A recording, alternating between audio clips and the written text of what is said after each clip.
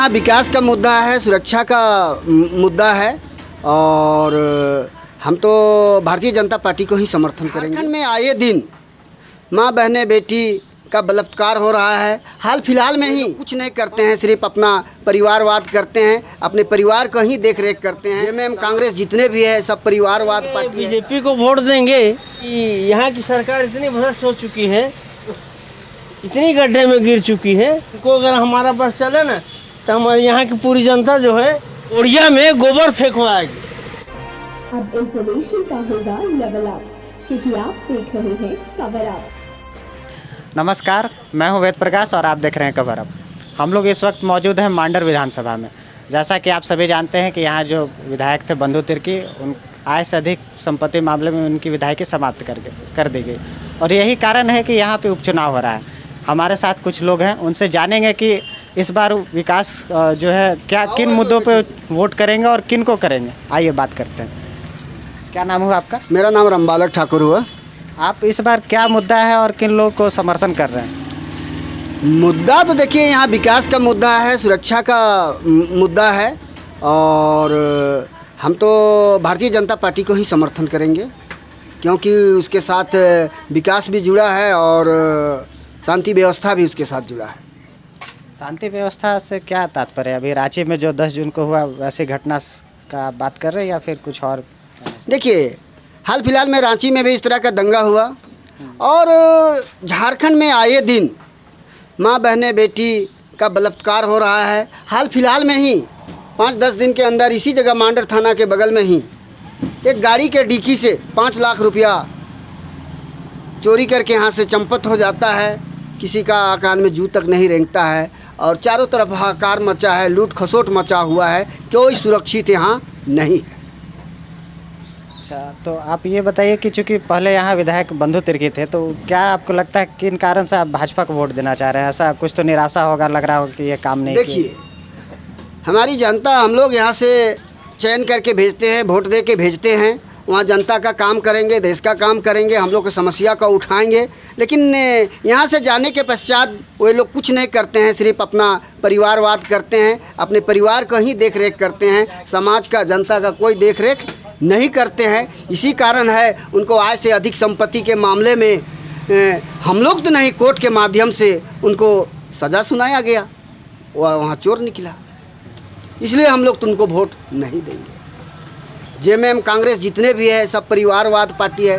यहाँ से देखिए केंद्र से लेके यहाँ तक, केंद्र में देखिए सोनिया गांधी का बेटा ही मंत्री बनेगा, वही विधायक बनेगा, वही सांसद बनेगा। लालू का बेटा ही मुख्यमंत्री बनेगा, उनकी ही पत्नी बनेंगे, उनके ही बेटा बनेंगे। वहाँ तो छोड़ दीजिए, यहाँ झारखंड में आए शिबू सोरेन का बेटा ही मुख्यमंत्री है, उसका बेटा ही विधायक है, उसकी बहू ही विधायक है। आज जब हेमंत सोरेन सरकार जाने का नौबत आ रहा है तो वो लोग ये भी सोच रहे हैं कि अब हेमंत सरकार के जगह में कौन लेगा, तो अपना फिर जो पत्नी है कल्पना सोरेन उसको बैठाने का काम कर रहे हैं। ठीक उसी प्रकार आप मांडर विधानसभा में देखिए, जिस प्रकार बंधु तिर्की को यहाँ के कार्यकर्ताओं ने, जनताओं ने वोट देकर विजय दिलाया। आज क्या कोई उसका कार्यकर्ता नहीं था जो कि अपनी ही बेटी को टिकट दे दिया यहाँ? और भारतीय जनता पार्टी में ऐसा नहीं है। केंद्र का कल अध्यक्ष कौन होगा, राज्य का कौन अध्यक्ष होगा, जिला का कौन अध्यक्ष होगा, यहाँ का कैंडिडेट कौन होगा, किसी को पता नहीं चलता है। वही व्यक्ति आता है जो चयनित होके आता है, वही करता है और वे लोग जीते हैं। कांग्रेस जेएमएम जीता है परिवार के लिए और भारतीय जनता पार्टी जीता है राष्ट्र के लिए, जनता के लिए। इसलिए हम लोग चाहते हैं कि हम लोग भारतीय जनता पार्टी को पुरजोर से यहाँ समर्थन करेंगे। और हमारे साथ और भी कुछ लोग हैं, उनसे भी बात करते हैं और जानेंगे कि वो वोट किस आधार पर इस बार दे रहे हैं और क्या मुद्दा है। देखिए पहली बात तो ये मध्यावधि चुनाव हो रहा है, तो क्यों हो रहा है? उपचुनाव हो रहा है, घोटाला हुआ इसलिए। तो अब जो घोटाला किया सो तो उससे कोई उम्मीद तो है नहीं। अब दूसरा पार्टी को देखना पड़ेगा। कांग्रेस भी उसी लाइन पर है जो अब ये लोग कोई विकास किया नहीं, विकास ठप है। 2.5 साल के अंदर कोई विकास नहीं हुआ है, इसलिए हम लोग अभी बीजेपी को हम लोग साथ देना चाहते हैं। परिवर्तन के मूड में है। कहे कि कर सकता है तो वही कर सकता है और कोई है ही नहीं, तो किसको हम लोग करें? अच्छा, अच्छा ये बताइए कि जो ये उपचुनाव हो रहा है इसको लेके आप 2024 के विधानसभा जो चुनाव होगा उससे कुछ जोड़ के देखते हैं? नहीं, उससे कोई जोड़ उसका कोई जुड़ाव उससे नहीं? नहीं। हम लोग वर्तमान में देखें कि मध्यावधि चुनाव करने की ज़रूरत क्यों पड़ा, आखिर सरकार को इतना खर्च हो रहा है क्यों हुआ? तो कांग्रेस भी उसी लाइन में ही भी बड़ा पार्टी दुए गो है, तो अब ये दोनों पार्टी तो वैसने हो गया तो क्या करें हम लोग? तो किसको आप वोट दीजिएगा, क्या मुद्दा है? ये हम तो देंगे बीजेपी को वोट देंगे। और ये मुद्दा यहाँ ऐसा है कि यहाँ की सरकार इतनी भ्रष्ट हो चुकी है, इतनी गड्ढे में गिर चुकी है कि कहना नहीं है, माने उसको भगवान भी उबार नहीं पाएगा। इसीलिए यहाँ तो सामंतवादी और ये परिवारवाद वाला सरकार हो गया है। यहाँ हिटलर शाही वाला सरकार चाहिए, जो कि होना चाहिए। और ये बताइए कि 2024 में जब चुनाव होगा तो फिर इसी मूड में आप रहेंगे या? जी हाँ, इसी मूड में रहेंगे। काहे कि देखिए हम लोग हिंदू कैडर वाले हैं, इसलिए हम लोग इसी मूड में रहेंगे।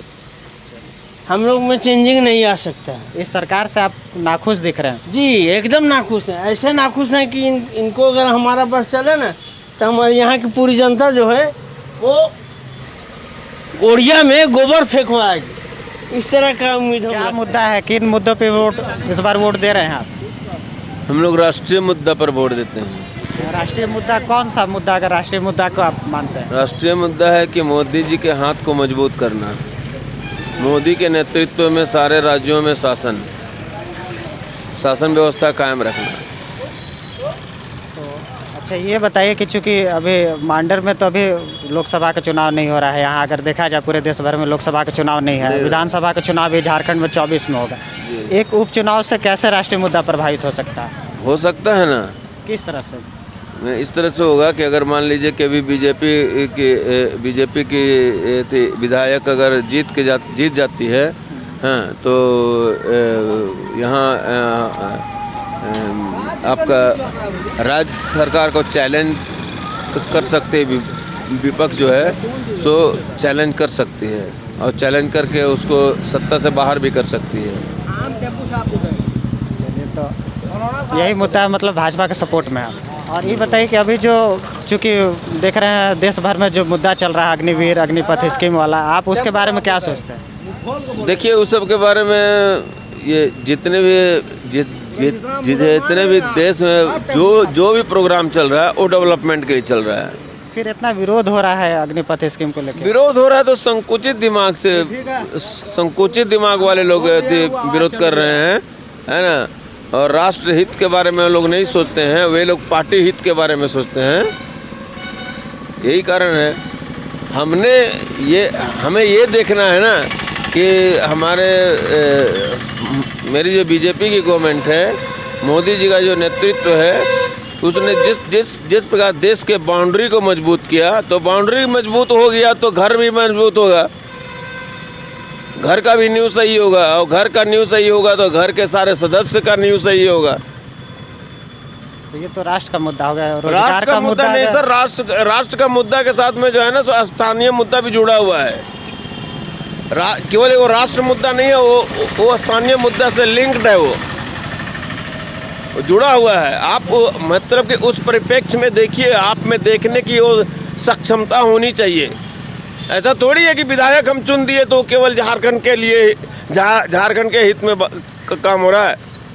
राष्ट्र के साथ उसका है लिंक। मनन की आवश्यकता है, हम वोटर्स को दूरदर्शिता के भाव से देखना चाहिए। खबरों से अपडेट रहने के लिए कवर अप को करें लाइक, शेयर और सब्सक्राइब।